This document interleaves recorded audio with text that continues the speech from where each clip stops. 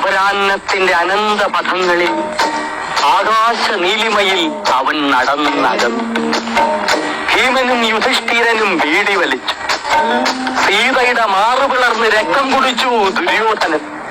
ഗുരുവായൂരപ്പന് ജലദോഷമായിരുന്നു അന്ന്.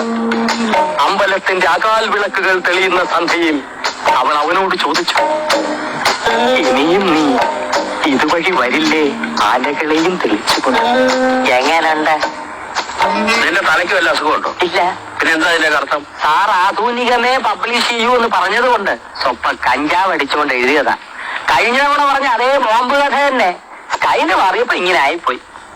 എടാ മരമണ്ടം കഴുതേ, നിനക്ക് പറ്റിയ പണി എന്താണെന്ന് ഞാൻ പറയാം. ഇതല്ലേ എനിക്കറിയാം. പക്ഷെ അവന്മാർക്ക് ഇപ്പൊ യൂണിയനുണ്ട്. അതുകൊണ്ട് അതേ സ്റ്റാറ്റസ് ഉള്ള വേറൊരു പണി ഞാൻ നോക്കി. ഒന്നുകിൽ ഒരു എഡിറ്റർ ആകുക, ഇല്ലെങ്കിൽ ഒരു സാഹിത്യകാരനാകുക.